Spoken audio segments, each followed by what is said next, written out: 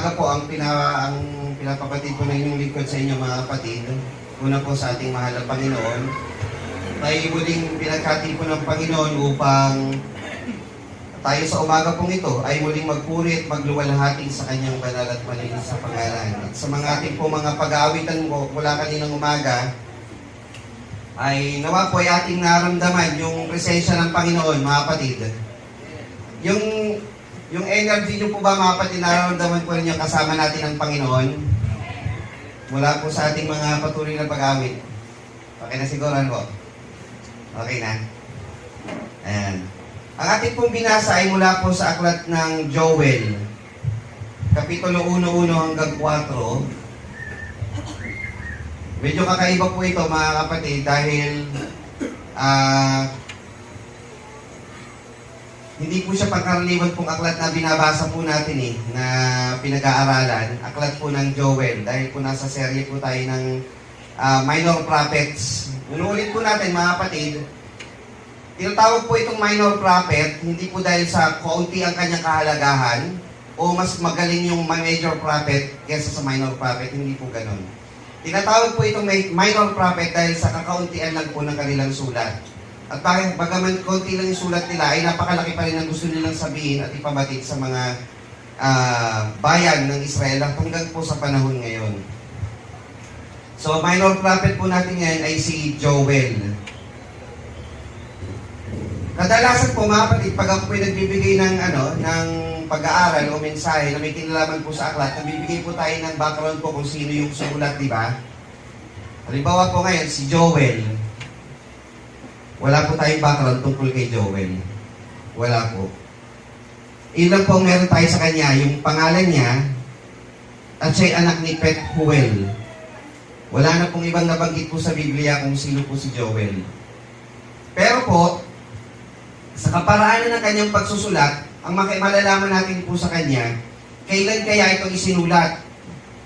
Malalaman po natin kung kailan itong sinulat, doon po sa ikatlong kapitulo niya, meron po doon nabanggit na isang talata, na yung talata po na yun ay malaki ang pagkakahawig, halos word for word, sa sulat ni Amos. Si Amos naman, nag-administer sa panahon na kasama niya si Isaias. So, ibig sabihin, malamang si Joel, si Amos at si Isaias ay halos sabay-sabay ng kanilang pag-administer bilang isang propeta. So, doon makukuha natin yung clue kung kailan siya ministeryo bilang propeta. At si Joel naman ay sumulat po, hindi po sa kabuuan ng 12 tribes of Israel, kundi ang kanyang sinusulatan is yung southern part, yung South Kingdom, tinatawag na Huda. Sa Huda, kasama po doon yung angka ni Benjamin. So, kaharian ng Huda at Benjamin, yun po yung Southern Kingdom. Yung 10 tribes, yun yung Northern Kingdom, tinatawag na Israel. Israel and Huda. Pagdating po natin sa Samuel, pag nandun tayo sa pag-aaral naman, makikita natin bakit nahati. Saka po natin bibigyan ng storya paano po nahati po yung kingdom ng buong Israel. Ngayon po, itong si Joel, ang alam lang natin sa kanya, pangalan niya ay Joel. Sa Hebrew, wala pong letter J. So yung J po, sa English translation, parang si brother po natin, ang English niya, pangalan niya James. Pero sa Tagalog ng James ay Santiago, layo, di ba? Yung Joel is English, pagka Hebrew po niyan sa original text, it's letter Y. Yoel. Hindi Yoel. Yoel. At meron din pong ibig sabihin, pagka may EL, kadalasan po yun, pag EL ay Diyos. So yung Y-O, Panginoon. So pag pinagsama yung Yoel, ang Panginoon ay siyang Diyos. Yung L po kasi, karaniwan po yun sa Hebreo, L. Kaya El Shaddai, God Almighty, Shaddai, L. Diba? El Shaddai, God Almighty. Yung L kasi is Diyos. So yung Yoel, Panginoon, yung Yo, tapos yung L, Diyos or God. So Panginoon ay siyang Diyos, Yoel. Pethuel, yung Huel din, hindi na po natin bigyan na hindi ko na sinerch po yung kahulugan niya. Pero yung L din niya is sa Diyos din. So anak siya ni Pethuel. Sumulat po siya sa Huda, ang sabi po niya, dingginin niyo ito ninyong mga matanda at pakinggan ninyo. ninyong lahat na nananahan sa lupain,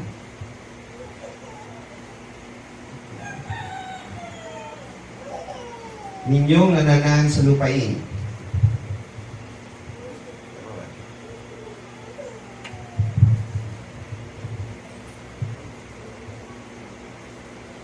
nagkaroon ba ganito sa inyong mga karawan, sa mga karawan ng inyong mga magulang?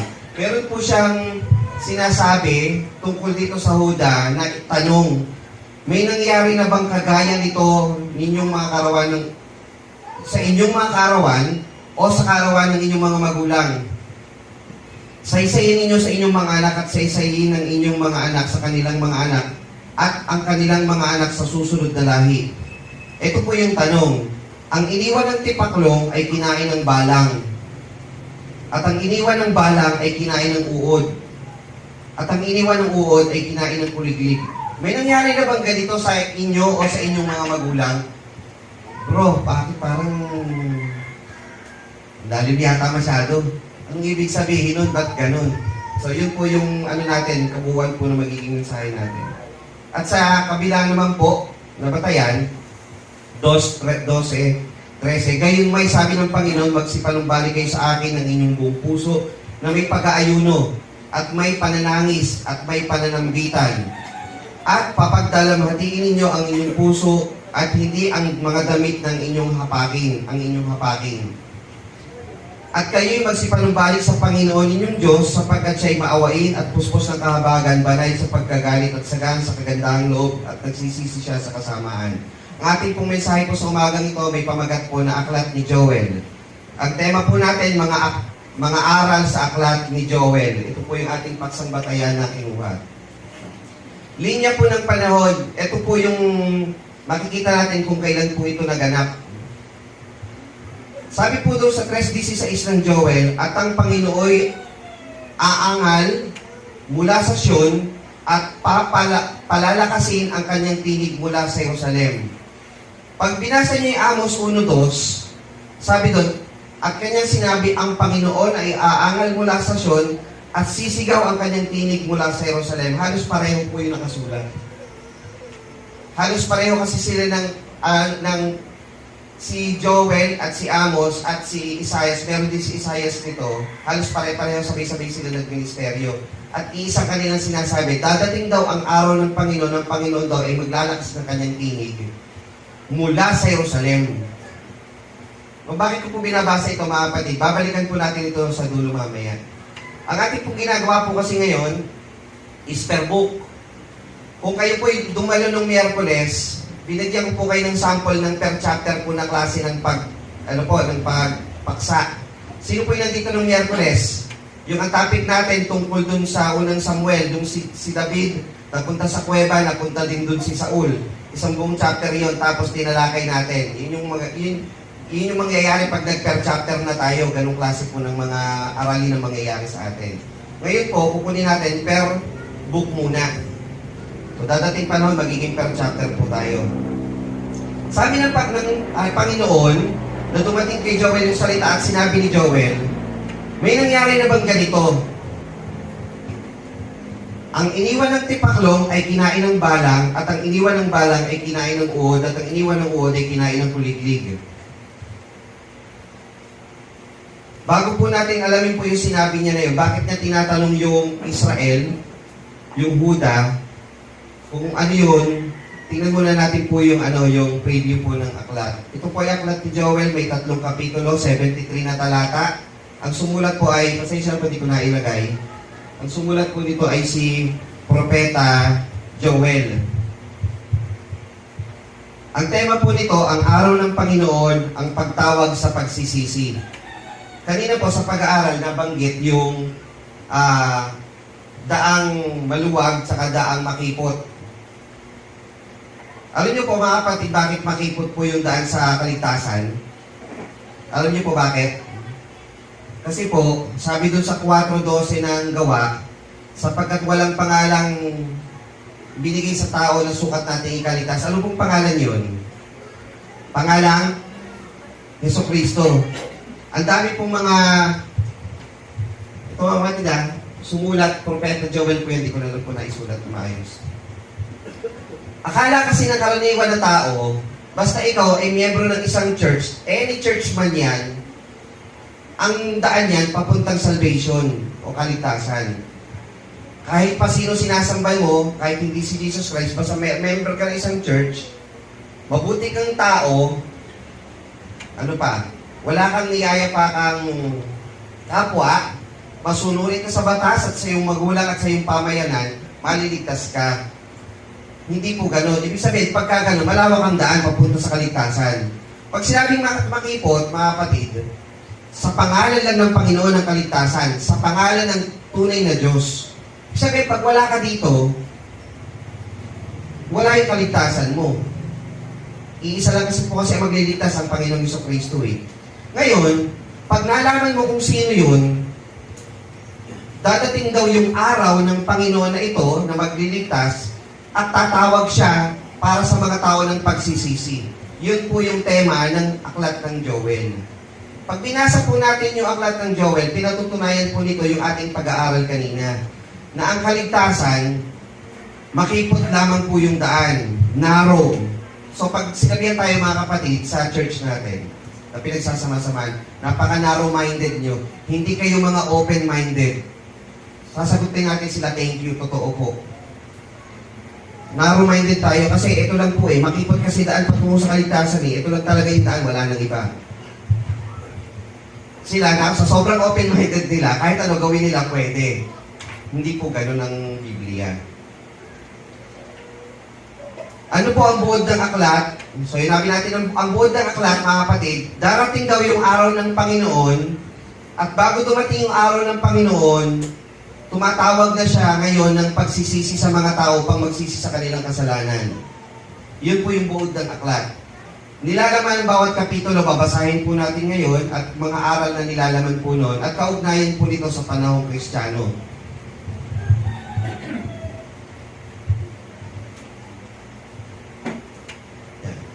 So ito po mga kapatid yung binanggit ko kanina, yung Joel, or Yoel is male derived from ganito pong spelling ng salita po sa Hebreo na pagka ginalagay natin sa English letters magiging Yoel, Tiberian Hebrew o Yoel, meaning the Lord is God. Kasi po yung Lord, ang spelling po kasi ng Lord po noon is yung ako nga. Ang ako nga, ang spelling niya sa Hebreo, yung YHWH, hindi po alam ng mga tao kung paano po yung banggitin. So pag meron pong mga nagpanggap na kaya nilang basahin yung YHWH, hindi po totoo yun. Nalimutan na kasi yung tunay na pagbigkas ng Hebrew word na yun. So ang ginagamit na lang po sa panahon ngayon is word na Lord o Panginoon or Adonai. So pag binasa natin yung YHWH, it's the Lord, tapos yung L is God. So Lord is God. Yun ang ibig sabihin ng Joel. Kaya si Jesus, nung tinanong siya, sabi niya, bago pa si Abraham, ako nga. Sa madaling salita, sinasabi, bago si Abraham, I'm the Lord. I'm the Lord. So naintindihan ng mga tao yun, kaya binato siya. Kasi sinasabi niya lang siya na yung Panginoon, ako nga. Sino ka? YHWH. Ganon, I'm the Lord. Kaya binato siya, ako nga. Yun. Kasi siya talaga yung Diyos na makapangyarihan, siya yung lumikha. Na nakilala ni Moises. So, background lang po ito ng konti. Ang atin pong mga natalakay na, ito pong mga ganitong kulay, Hagay, Sipanyas, Habakuk, Mikas, Honas, Obadias. Yung Honas, ulitin po natin. Tapos, Oseas, tapos na nung last na mensahe, ngayon naman po aklat ni Joel. So, meron na lang pong 4 na natitira. Ihuli po natin itong huling 2. Dahil transition po ito sa bagong tipan. Susunod natin kay Joel yung Amos. Yung Nahum, medyo kakaiba din po yan dahil ang Nahum ay isinulat hindi sa Israel. Iba po ang bansa na sinusulatan ng propeta na ito, hindi ang Israel. So, medyo i-reresamba po natin ng kaunti. Patatagalin natin ng kaunti. So, dito tayo sa aklat ni Joel. Lagyan po natin ng English translation po yung Joel 1:4. Ang iniwan ng tipaklong ay kinain ng balang, at ang iniwan ng balang ay kinain ng uod, at ang iniwan ng uod ay kinain ng kuliglig. Sa English, NIV version, what the locust worm has left, the great locusts have eaten, and the great locusts have left, the young locusts have eaten. What the young locust is, huwag niyo isipin kuliglig, ang isipin niyo grasshopper. Balang. Dati, naalala niyo nung bukid pa rito sa Tumana, yung dumami yung ganitong yung mga ganito, ewan ko, may nakaalala pa sa inyo. Dito, sa likod ng kalahadyo, di ba? Ang lalaki niyan, pagkanong-ganon, konti pa po yun. Kasi ang nangyari po sa Israel, nung dumating po yung mga balang, ito po yung sistema. Ganyan po kadami. Ito po ay totoong picture noong 1915 sa Israel, nung nagkaroon po ng swarm of locusts o yung mga pagdagsa ng mga milyon-milyon balang. Sinira po nito ang mga lupain, mga pananim, kabuhayan ng mga taga-Israel. Nadamay pati mga ibang bansa na karatig nila. Hindi po ito basta migrationary, yung lumilipat lang sa lugar ng mga hayop. Hindi po ito basta ganon. Dahil ito po ay ayon sa kapangyarihan ng Panginoon na isinulat pa mula sa panahon ni Moises. Ang nagiging epekto po ng ganito, pagka sumasalakay po ang balang, wala na kayong pagkain. Ito po inaabot ng 3 hanggang 5 buwan. Isipin nyo mga kapatid, wala kayong pananim. Ang mga hayupan nyo na kumakain ng pananim, gaya ng baka o kambing, wala rin kakainin. Sa loob ng 5 buwan, anong mangyari sa bayan ninyo pagka ganun? So ang tanong niya, dinggin ninyo o Israel, may nangyari na bang ganito sa inyo noon? Ang iniwan ng tipaklong, kinain ng balang. Iniwan ng balang, kinain ng uod. At ang iniwan ng uod, kinain ng kuliglig. So nagkaroon pa ng cycle yung pagsalakay ng mga ito. Nangyari na ba ito sa inyo? Yan.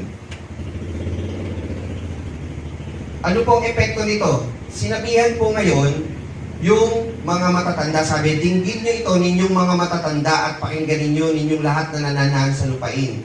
Nagkaroon na ba nito sa inyong mga karawan, sa karawan ng inyong mga magulang? Sagot, may nangyari na po bang ganito sa Israel noon, bago sinalita ito ni Joel? Meron na. Pero ang nangyari sa kanila ay hindi mismong sa Israel. Ito po yung nangyari sa Ehipto, sa 10 salot. Sino po yung nakatanda ng 10 salot? Di ba, salot sa balang. So, tinatanong yung mga bagulang nyo, nakaranas na ba dito, ano nangyari? Di ba, sa sobrang hirap nga na inabot ng Ehipto, sabi ng ni Paraon, sige, palayain nyo na yung bayan. Nga lang, nagmatigas yung puso, pinabalik, hindi muli pinatuloy yung bayan sa paglaya. Saysayin ninyo sa inyong mga anak, saysayin ninyo ng inyong mga anak sa kanilang mga anak, at ng kanilang mga anak sa susunod na lahi. Ibig sabihin, huwag niyong kalimutan yung nangyari noon. Tandaan ninyo, may nangyaring ganito na dilubyo sa bayan. Yan. Sa Deuteronomio 28:2, ang sabi po doon, ang lahat ng mga pagpapalang ito ay darating sa iyo at aabot sa iyo kung iyong didinggin ang tinig ng Panginoon mong Diyos. Yung chapter 28 ng Deuteronomio, pinakita doon yung mga pagpapala ng Panginoon. Ang summary ng pagpapala ng Panginoon, yun yung binabasa natin o naririnig natin sa pagpapala. Pagpalain ka naman ng Panginoon at ingatan ka, ilingap nawa ng Panginoon ng kanyang mukha sa iyo at mahabag sa iyo. Paliwanagin naman ng Panginoon ng kanyang mukha sa iyo at bagyan kayo ng kapayapaan. Iingatan ka niya, bigyan ka niya ng pagkain, shelter, pag-iingat sa araw-araw, patatabayin ng inyong lupain, sasagana ang inyong mga hayupan, pagpapala, kung titinggin ninyo ang tinig ng Panginoon. Sabi doon sa 15, ngunit mangyayari na kung hindi mo titinggin ang tinig ng Panginoon mong Diyos at isasagawa ang lahat ng kanyang mga utos at ang kanyang palatuntunan na aking iniutos sa iyo sa araw na ito, na ang lahat ng sumpang ito ay dating sa iyo at aabot sa iyo. Kasunod naman ng mula 15, pagpatuloy, marami namang sumpa ang darating sa tao. Yung sakit sa puso, yung atake, pagkatuyo ng lupain, kasama na rin doon yung sa 38 hanggang 39 na talata, ang sabi, kukuha ka na maraming lining sa bukid, kakaunti ang yung titipunin. Bakit? Uubusin ito ng balang.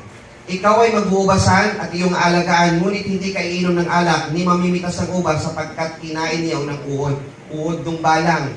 Sabihin, kahit anong itanim mo, pagka ikaw ay hindi sumunod sa utos ng Panginoon, susumpain ka.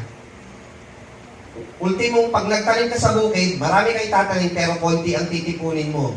At yung titipunin mo, hindi ka rin makakapitas sapagkat kakainin din ng uod. Pagdating sa 42, lahat ng iyong puno ng kahoy at bunga ng iyong lupa ay aariin ng balang. So noon pa man, isinumpa na, sinabi na ng Panginoon, ipinangako niya, pag sumunod kayo sa akin, pagpapalain kayo. Pagka hindi niyo ako sinunod, susumpain kayo. At kasama doon yung mga balang at ginawa yun ng Panginoon. Ang pinakahuli po na nangyari sa kasaysayan ngayon is 1915. 1915. 1915, nangyari din po uli sa Israel. Hindi nila malaman kung saan galing eh. Kung saan bundok ba galing yung mga balang na yun. Na-feature pa yun sa National Geographic. Talagang napakarami. Ultimong yung mga mata ng sanggol, pag tinamaan sa damukmak, nauubos yung mata. Kinakain. Yung mga tao, pag nagpapantalon, kailangan may garter yung dulo para hindi pumasok yung balang sa loob ng pantalon. Yung kanilang mga long sleeve, meron ditong garter. May guantes ka na, may garter ka pa. Bakit? Baka pasukin. Tapos yung mukha mo, talagang may bonnet na nakasarado na mayroon ka pang goggles. Bakit? Pag dinaanan ka sa dami ng mga balang na yun, kakainin pati laman mo. Sa sobrang dami. Ganong kahirap at kadilubyo. Wala silang makain. Sa loob ng 5 buwan, daming namatay. Ang problema nila sa pag-research, saan kaya galing yun? Malibang tanggapin mo sa Panginoon galing yun, hindi ka naman mong problema kung ano may isipin mo. Ganun po katindi ang ginawa ng Panginoon sa hindi pagsunod ng Israel sa Panginoong Diyos. Picture, before and after, yun po yung puno. Bago dumating yung pagsalakay, pagkatapos sumalakay, yun yung nangyari sa puno. Ito po yung bansa ng Israel na picturean. Yung nakikita niyong itim-itim, hindi po yan usok. Balang po yan. Ganong kadami ang sumalakay sa kanila. 1915. Napaka masalimuot. Tanong, gaano kapinsala ang naranasan? Sa sobrang pinsala na naranasan, yung matatanda, tinanong ni Joel, may nangyari na ba sa inyo nito? Even po yung mga naglalasing na problema. Manlalasing na problema, bakit? Basahin po natin, 5:7. Magsibangon kayo, kayong manglalasing, at magsigaya kayo. Magsiiyak kayo, at manambitan kayo, kayong lahat na nagsisinom ng alak dahil sa matamis na alak, sapagkat nahiwalay sa inyong bibig. Sapagkat isang bansa ay sumampa sa aking lupain, malakas at walang bilang, ang kanyang mga ngipin ay ngipin ng mga leon, at siya may bagang may malaking leon. Kanyang winasak ang puno ng ubas, at ibinagsak ang aking puno ng igos. Yung mga balang, yung mga puno na pinanggagalingan ng alak, yung mga ubasan, sinira lahat. So kung walang ubas, saan magagaling ang alak? Wala. Kung walang panggagalingan ng alak, mayroon bang may magiging alak ba na matitimpla? Wala. So yung mga manglalasing, diet. Problemado sa kaya kuha ng ng maiinom. Iyak sila ngayon. Ganong kapinsala. Yung mga mamamayan, problemado, walang makain. Yung mga magsasaka, walang maani. Yung mga saserdote na nasa templo ng Panginoon, problemado rin. Bakit? Ang mga tao, walang maihandog sa panahon ng paghahandog sa Panginoon. Bakit? Yung mga hayupan nila na dapat ihandog, payat. Hindi pwedeng ihandog, di ba? Pagka walang makain, walang maihandog. Sila rin mismo kasi, yung mga saserdote, pag kayo naghandog at naibigay na doon, at naihandog na, iiwanan mo na yun, di ba? Pag naluto na yun, pwede nang kainin ng saserdote yun. Yun na yung mga pinakaganti na nila. Kasi di ba walang sariling lupain ng mga saserdote, mga Levita. Yun na rin pagkain nila. Eh kung walang naghahandog, edi wala rin silang pagkain, gutom din sila. So pare-pareho sa buong Israel. Pare-pareho silang problemado, delubyong nangyari. Kung tayo nakaramdam ng problema ng COVID na wala tayong mabilihan, hindi tayo makaalis, maigi pa yun kumpara sa 5 buwan na kanilang pagtitiis na wala silang makain, walang pananim. Kaya nyo kaya yun, mga kapatid? Ano ibig sabihin natin? Bakit pinapakita natin ito? Sabi sa chapter 1 at chapter 2, ang araw ng Panginoon ay parating. Pag dumating daw ang araw ng Panginoon, mararamdaman ito ng mga tao. Yun yung chapter 1, verse 1 to 15, o 50 hanggang 15 hanggang to 20. Mararamdaman ito ng mga tao. Magiging problemado ang mga tao pagdating na yun. Joel 2, 1 hanggang 11, ipinapakita naman ito, ano ang dapat gawin ng mga tao. 12:13, ano ang panawagan ng Diyos pag dumating ang mga bagay na ito o bago dumating ang mga araw na ito. At 2:15 hanggang 17, anong marapat gawin ng tao. May babasahin po tayong karagdagang talata. Si Joel, na isang propeta, sinasabihan niya yung bayan, merong isang dilubyong parating. Malamang nangyari na ito sa bayan. Paghandaan natin ito. Yung mga bayan, yung bayan ng Panginoon, dito? Easy? Walang bahala. So may dumating sa kanyang kaisipan mula sa Panginoon na mangyayari sa future. Ano sabi ni Joel? Ang anyo nila ay parang anyo ng mga kabayo. At kung paano ang mga kabayo, gayon sila nagsisitakbo. Parang ingay ng mga karo sa mga taluktok na mga bundok na nagsisilokso sila. Kung ikaw ay nasa panahon ni Joel, na hindi pa uso ang mga sandatahang army, lakas sa panahon ngayon, paano mo i-describe ang nakita mo sa future na tangke, helicopter, aeroplano, fighter jet, na hindi ka pa nakakakita nun, hindi mo alam ang tawag doon. Kaya ang sabi niya, ang anyo, nung nakita niyang digmaan sa panahon na darating, parang anyo ng mga kabayo. Ang ingay ng mga karo sa mga taluktok na mga bundok na nagsisilokso sila. Mga karo daw, lumilipad daw sa bundok. O paano nangyari yun? Hindi naman niya kasi alam kung anong tawag dun eh. Ngayon alam na natin eh. Pwedeng helicopter yun. Sabihin karo, sinasakyan ng tao na pandigma. Eh panahon nun, ilang naman alam ng mga tao eh. Sabihin, may digmaan pang parating. Bukod sa kagutom at dilubyo, mayroon pang parating na mga digmaan. Nabasa na rin po natin ito sa Mateo, di ba? Sa Mateo, sabi, magkakaroon ng kagutom, digmaan, bansa laban sa bansa. At ako'y magpapakita ng kababalaghan sa langit at sa lupa, dugo at apoy at mga haliging usok. Ang araw ay magiging kadiliman at ang buwan ay dugo bago dumating ang dakila at kakilakilabot na kaarawan ng Panginoon. Ipinapakita ni Joel, darating daw yung panahon na kakilakilabot. Alam niyo po ba sa lumang tipan, yung kaarawan ng Panginoon ay nabanggit po sa 15 pangyayari. 15 times po sa lumang tipan kung mababasa yung the day of the Lord. At 5 po sa 15 na yun sa buong lumang tipan, 39 books. 5 na sa aklat ni Joel. Si Joel nakapokus sa pagsusulat ng mga mangyayari sa araw ng pagdating ng Panginoon. Sabi po dito,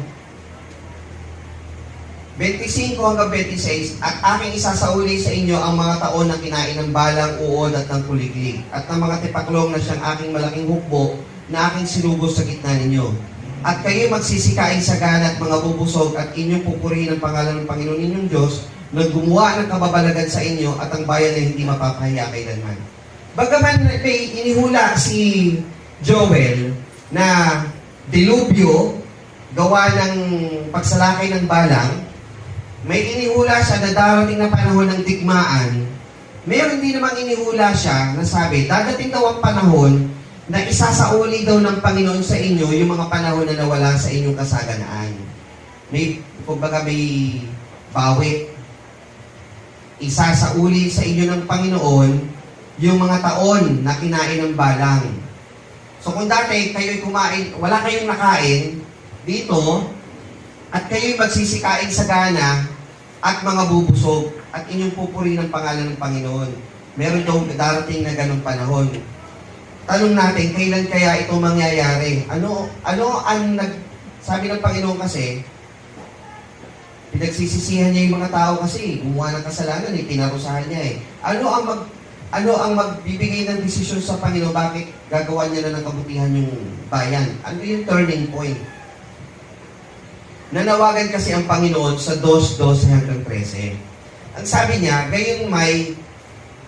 ngayon sabi ng Panginoon, magsipanumbalik kayo sa akin ng inyong buong puso na may pag-aayuno at may pananangis at may pananambitan.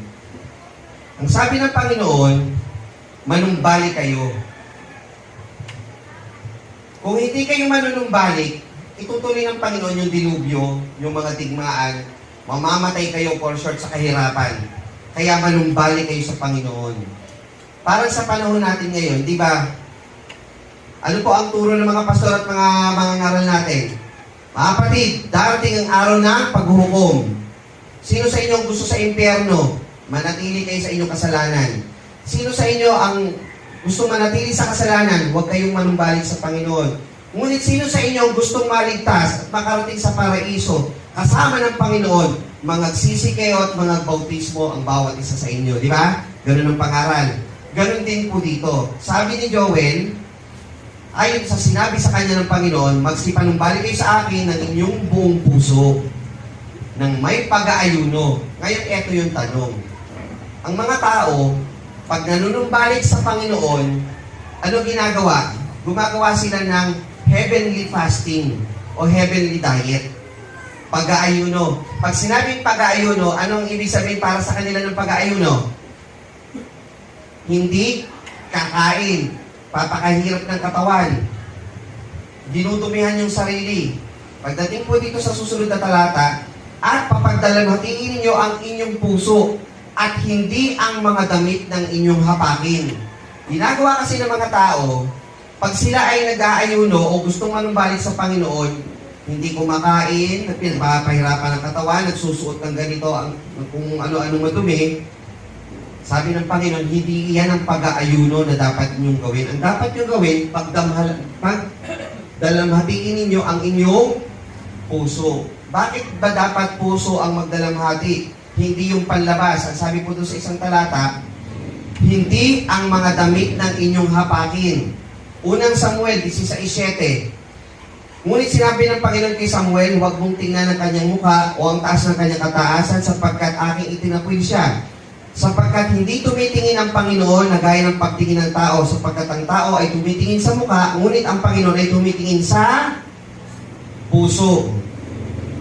So, hindi yung panlabas ang gustong tignan ng Panginoon, kundi ang puso. Sabi sa Mateo 15:8, ang bayang ito ay ginagalang ako ng kanilang labi, datapat ang kanilang puso ay malayo sa akin. Kahit anong gawin ng tao na pagpapahirap ng katawan, pagpipinitensya, ano ba ang ginagawa nila?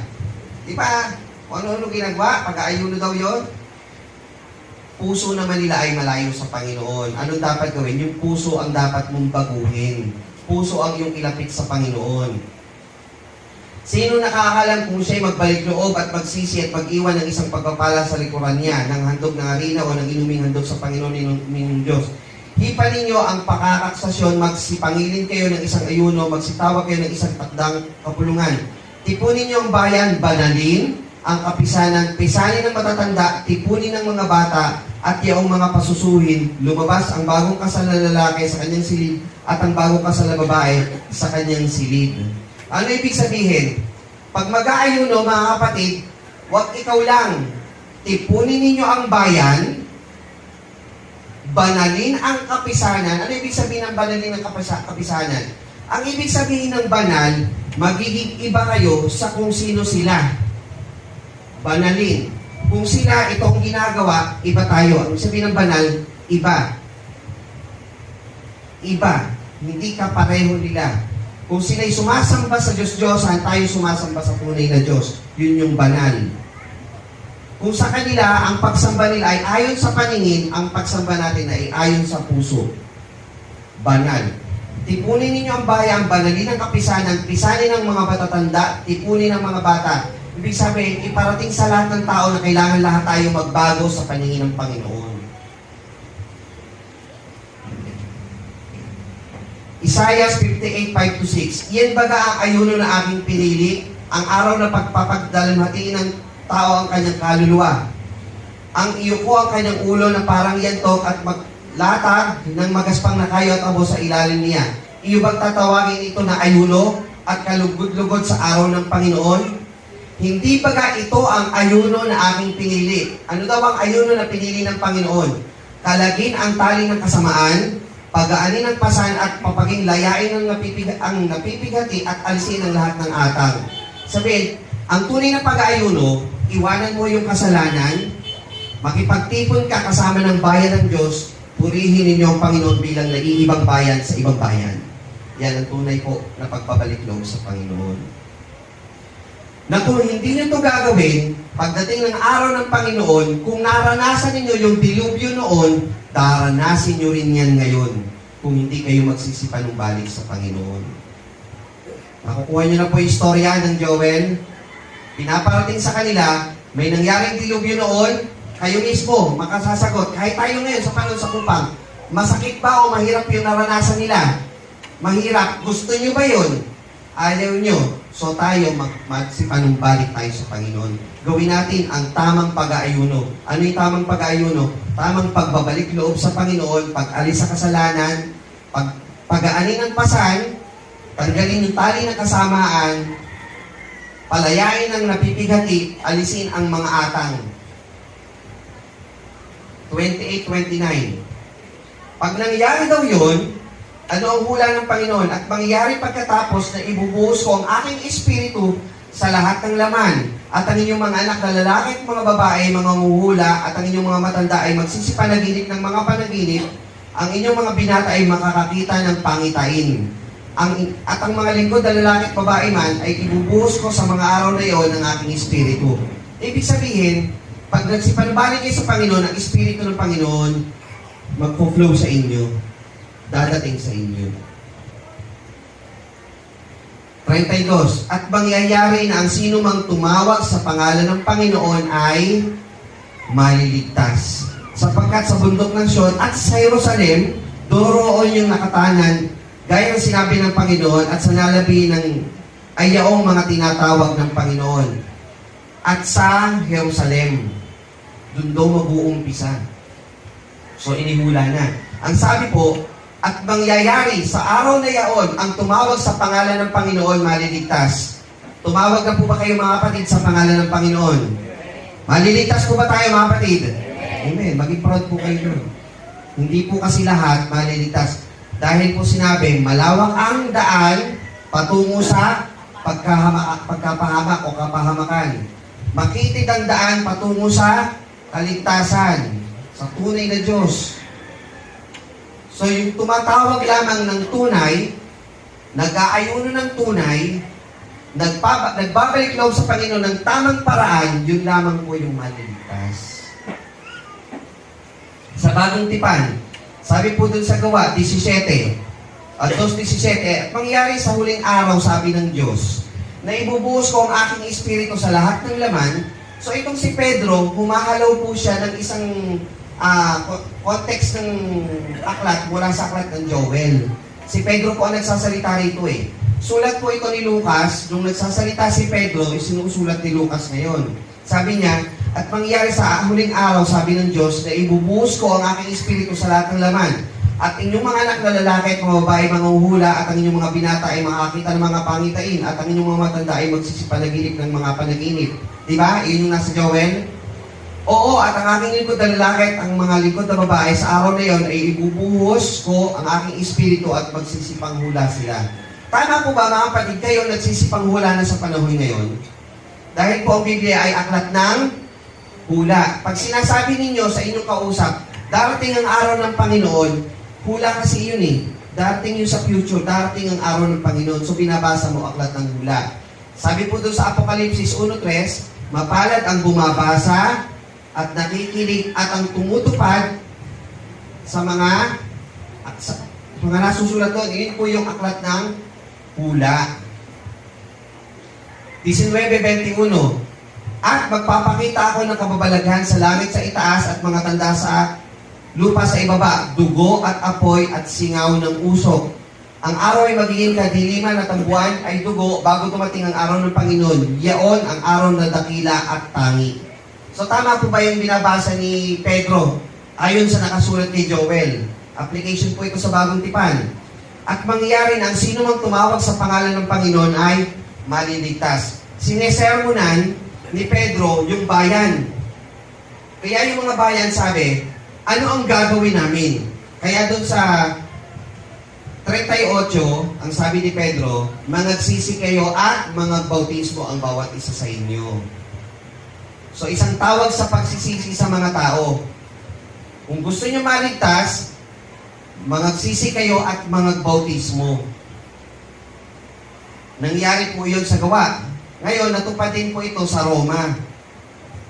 Sabi po ni Pablo sa Kapitulo 10, talatang 9 at 10, sapagkat kung ipahayag mo ng iyong bibig si Jesus na Panginoon at sasampalataya ka sa iyong puso na binuhay siyang maguli ng Diyos sa mga patay, ay maliligtas ka.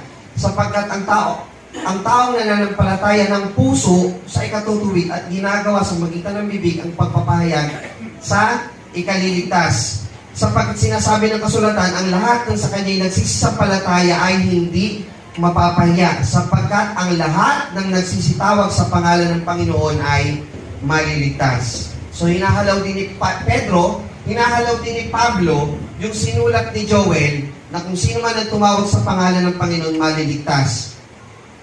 Pine-prevent mo kasi sa iyong sarili na maganap sa iyo ang dilubyo. Sabi po doon sa Deuteronomio, pag gaganapin mo ang gusto ng Panginoon, pagpapala ang darating sa iyo. Pag ginawa mo ang ayaw ng Panginoon, sumpa ang aabuti mo. Ito pine-prevent mo, ayaw mo mangyari sa iyo. At ayaw din ng Diyos doon. Kaya ang Panginoong Diyos, anong ginawa? Nagkatawang tao para tubusin tayo sa ating mga kasalanan. At ang sabi, pag ikaw ay sumampalataya doon sa Diyos na nagkatawang tao, ikaw ay hindi mapapahiya at ang lahat na nagsisitawag sa pangalan ng Panginoon ay maliligtas. Yan po yung aklat po ng Joel. Sa huling bahagi po ng aklat ng Joel, Kapitulo 2 at Kapitulo 3, pinakita po doon sa 2 hanggang 18 hanggang 27 yung mga pagpapala na gagawin ng Panginoon sa Israel o sa lahat ng mga tao na sumasampalataya. Meron din po itong hula para sa bayan ng Diyos 28-32 ng Kapitulo 2. At ang pangako ng Diyos, hindi lamang doon sa bayan, kundi sa lahat ng mga taong sasampalataya sa Panginoon. 3:1 hanggang 22, 21 naman ng Joel. Babasa tayo ng ilan. 3:2. Aking pipisanin ang lahat na bansa at aking ibababa sila sa libis ni Josaphat. At ako'y makikipagtanggol sa kanila roon dahil sa aking bayan at dahil sa manang Israel, na kanilang pinangalat sa mga bansa at binahagi ang aking lupain.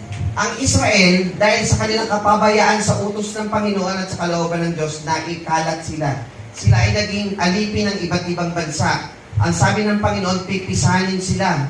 Ibig sabihin ng pipisanin, kukuhanin mula sa pangalat. 3:2. Pagdating po sa 3:16 at 17, hindi nadaraan pa sa kanila ang mga taga-ibang lupa. Pangako ng Panginoon, pag sila'y tinipon na, hindi na sila kukuhanin, hindi na sila kakalat pang muli. Kukunin na sila ng Panginoon, magiging banal ang bayang ito. Ihiwalay na sila ng Panginoon.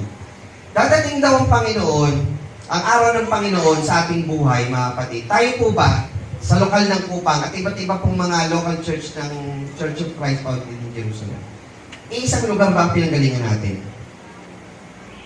Mga kapatid, o magkakaiba, ngunit tayong lahat ay pinisa ng Panginoon sa isang katawan. Yun po ibig sabihin nun, darating ang panahon, sa gayoy inyong malalaman na ako ang Panginoon inyong Diyos na tumataan sa Sion, sa aking banal na bundok, kung magkagay magiging banal ang Jerusalem, at hindi na daraan sa Kanya ang mga taga-ibang lupa, hindi na daw kayo aagawin ng makaaway ng Panginoon. Hindi na daw tayo aagawin. Sabi sa Mateo 16:18, itatayo ko ang aking iglesia at ang mga pintuan ng Hades ay hindi magsisipanaig laban sa kanya. Hindi na daw magsisipanaig ang pintuan ng Hades. Hindi makakapasok sa atin o hindi na daw tayo maaagaw ng iba. Ang tanong, bakit may lumalabas?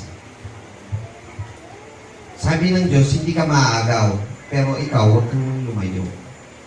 Manatili ka sa Panginoon. Kung alam mo na may dilubyong parating, dapat nakasave ka sa pakpak ng Panginoon. Amen? Ipinakita na nga, nakita na ng inyong mga magulang gano'ng kadilubyo nangyari, gano'ng kapangit ang mangyayari pag ikaw ay wala sa Panginoon. Tapos aalis ka pa sa Panginoon, parang nakakawalang logic naman para sa isang tao yun. Para sa ibang salita, nasa kutsyon ka na, pupunta ka pa sa lapag. Di ba? Nasa bubungan ka na, ba't gusto mo pang matulog sa kalsada? Nasa Diyos ka na makapangyarihan sa lahat, ba't gusto mo pa sa labas? Manatili ka sa yakap ng Panginoon. Yun ang sinasabi po dito ni Joel.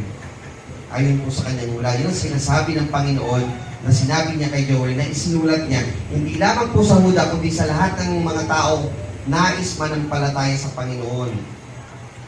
Ang Panginoon ay aangal mula sa Sion at palalakasin ang kanyang tinig mula sa Jerusalem. At ang langit at ang lupa ay mga yayanig, ngunit ang Panginoon ay magiging kanlungan sa kanyang bayan. Ano ibig sabihin ng kanlungan? Ito po ang ating magiging safe place. At katibayan sa mga anak ni Israel. Sa gayon inyong malalaman na ako ang Panginoon. Kayo po ba, naramdaman niyo po ba, nalaman niyo na po ba, na ang Diyos ang makapangyarihan sa lahat, ang ating kanlungan, na dito dapat tayo manatili sa kanyang kaligtasan. Yun po mga kapatid ang dapat nating intindihin dito sa aklat na ito.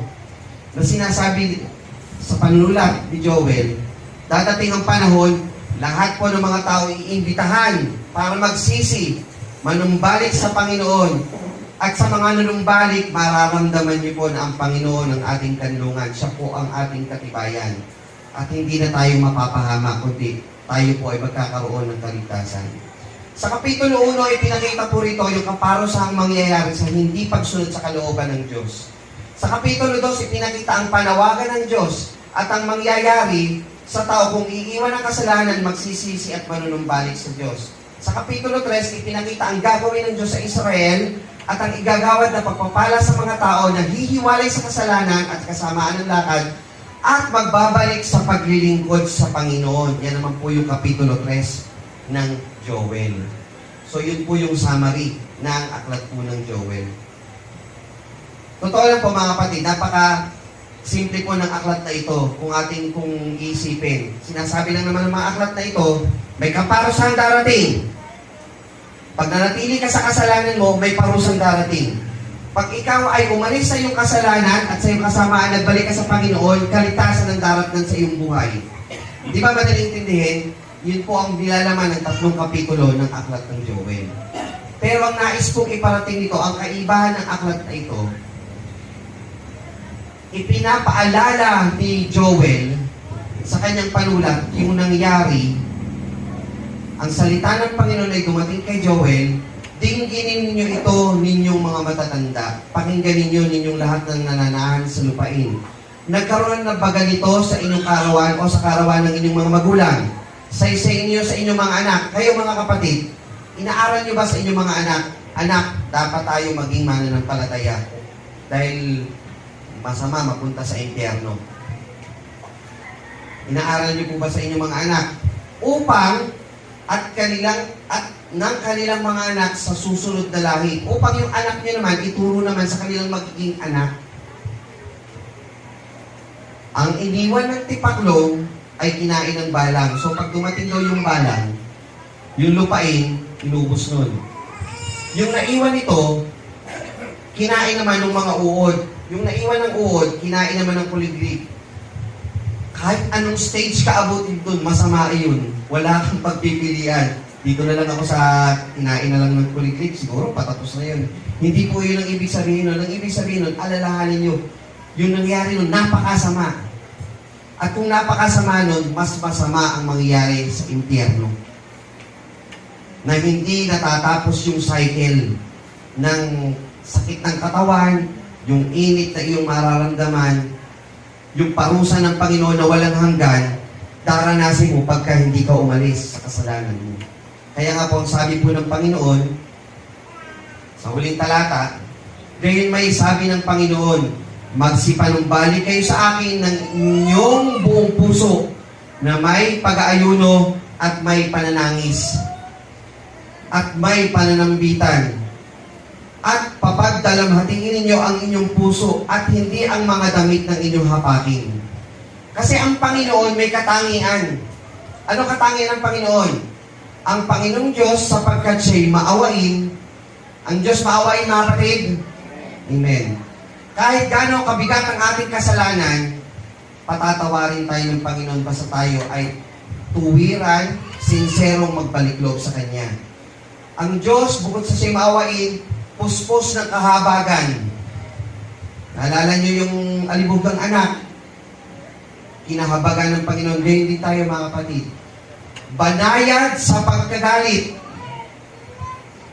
Kung ang Diyos ay hindi banay sa pagkagalit, palagay ko lahat tayo ubus na. Wala na. Diba? Ibig sabihin, pinibigyan tayo ng pagkakataon ng Panginoon na makapanumbalik dahil banayad siya sa pagkagalit. At sagana sa kagandahang loob. Ang Diyos ay may mabuting puso para sa atin para tayo makapanumbalik sa Kanya. At nagsisisi siya sa kasamaan. Hindi ibig sabihin siya nagkamali, kaya siya nagsisisi. Ibig sabihin nagsisisi, ayaw niya itong kasamaan.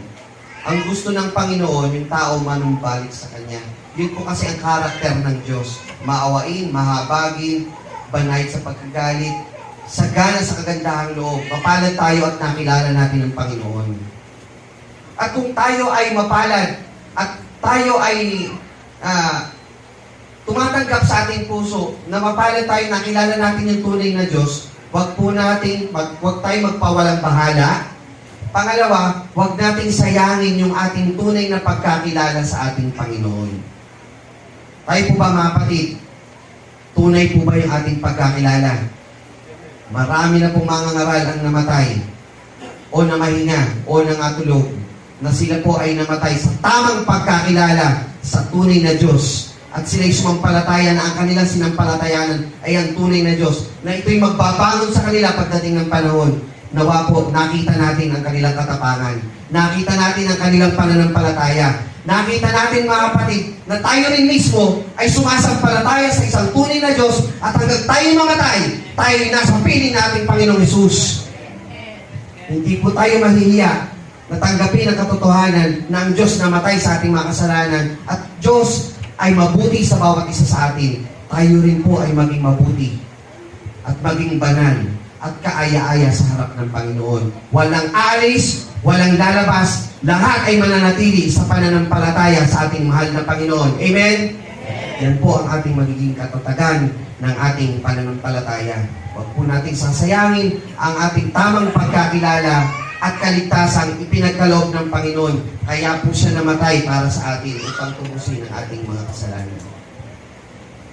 Kaya po mga kapatid, sa pagtatapos po ng mensahe na ito, nawa po ay ating pong tibayan yung ating pananampalataya.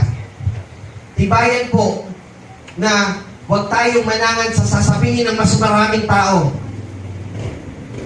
Kami mas marami, mas tama yung amin.